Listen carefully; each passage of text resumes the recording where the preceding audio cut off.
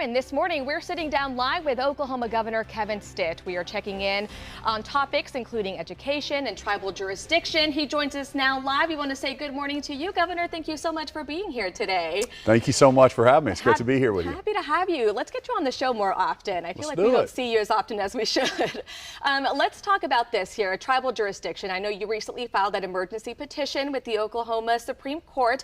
This is against Tulsa's mayor and an agreement reached with the Muskogee Creek Nation. Walk us through the issue that you're trying to solve here. Yeah, so first off, we don't believe that a city has the right to turn over its jurisdiction or its law enforcement to somebody else. We've already won in the court system, and so we had to intervene to say this is not right. We're not going to create a two-tier justice system that's happening in Tulsa right now. So we want Tulsa police, and most people that hear about this are like, what? What do you mean? So right now, Tulsa police is turning over the prosecution of bad guys to an Indian tribe. And so we don't want that to happen. We want to make sure that there's transparency, that we enforce the law regardless of your race all throughout Oklahoma. I can't believe we even have to talk about it that way, but that's basically what's happening. Now, if the court were to rule against you, are there other plans that you have ready to go to maybe have that jurisdiction that you're looking for? Well, hopefully they're going to do the right thing and agree with us on it, because the courts have already said that Tulsa police have the right to arrest people for DUI, to write speeding tickets, and we're not going to push that jurisdiction or push that prosecution. We're going to leave it with our elected district attorneys to prosecute those crimes and not send them out to an Indian court system where there's no transparency. The victims are calling us. They don't know what's happening. The cases are not being prosecuted. And case in point is down in McLean County. I hope we talk about that, because that's really top of mind, and that's a very, very scary situation. Yeah, and so we did cover that.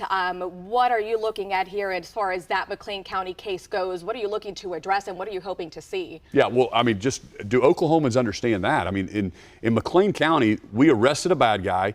He had burglarized a sheriff deputy's house, was turned over to the Chickasaw Light Horse Police, and then they just released him.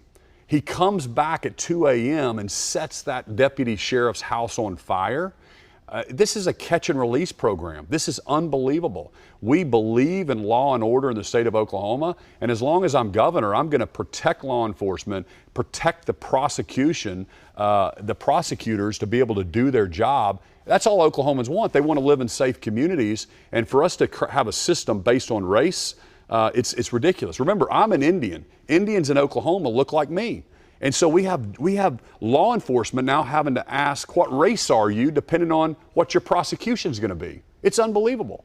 Yeah, so this is something we're definitely going to be following. Keep us updated on what happens with that emergency petition that you filed. I do want to switch topics a little bit. We haven't spoken to you here in studio since you were named chair of the National Governors Association. Just walk us through that position here and what some of your goals are. Yeah, well, it's a real honor. I represent all 50 governors, Republican governors, Democrat governors, and my initiative is reigniting the American dream. What does the American dream mean to us, and how do we keep that alive for another 250 years? And it's going to coincide with the 250th anniversary of our country. We'll have all the governors here in the summer of 2026 in Oklahoma City, and we're telling these great American dream stories about through education and hard work and the free markets that we have in America, you can accomplish anything you want. And it doesn't matter who you're born to, who your parents are. And we want that next generation to know that the American dream is alive and well, and it certainly is in Oklahoma. And so we're telling these stories nationally, and everybody's getting really excited about the American dream. And there's as many dreams as there are people, right? And you've got an American dream story, and I've got an American dream story, and we want to make sure these young people know that they can accomplish anything they set their mind to. In some other national headlines here, the Trump administration, President Trump has mobilized National Guard troops in D.C. to help patrol the area there. We know some states have volunteered to send their National Guard troops to help. Is that something that you would consider doing with Oklahoma's National Guard? Have you been asked to help?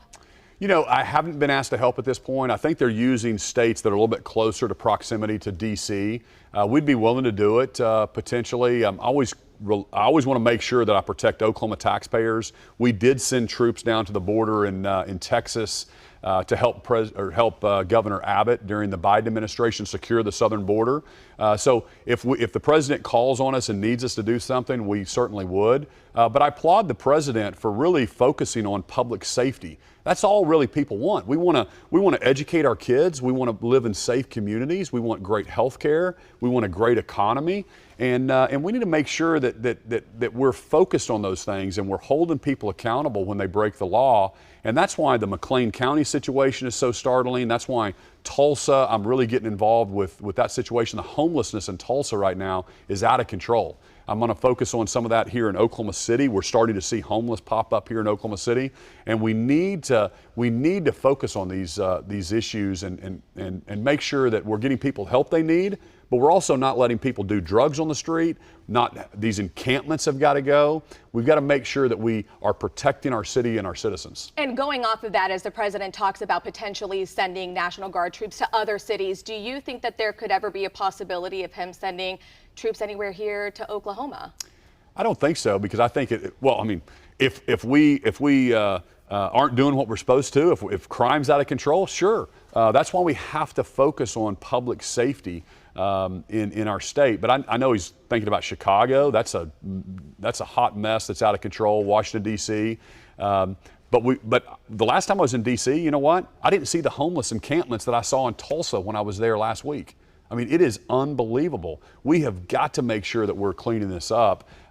Trump's doing a great job in D.C., and we need to make sure we're taking care of our spots at home.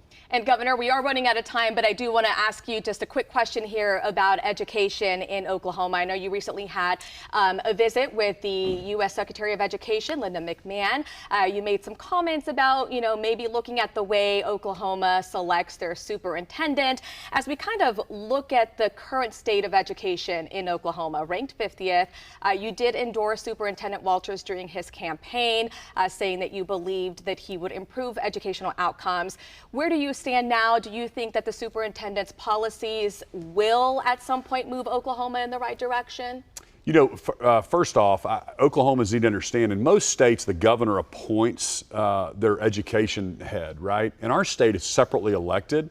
And so since 2019, I've told the legislature and Oklahomans, that's a weird system. You hire a governor to fix education, and then they have no authority to do it. So, Oklahomans we'll have to make that decision. We'll have to talk to the legislature if we want that to continue, because when people get into these positions, and then we can see it, they're running for their next office, they're trying to make political statements instead of focusing on the job at hand. And that's what's so disappointing for Oklahomans. That's also why I believe in school choice. That's why I had to pass education freedom, open transfer. It's hard to micromanage every single school, but put parents in charge. And so if you're in a failing school district, let's make sure you have options to go to a different school. At the same time, as the businessman governor, our economy's booming. I have the largest savings account we've ever had.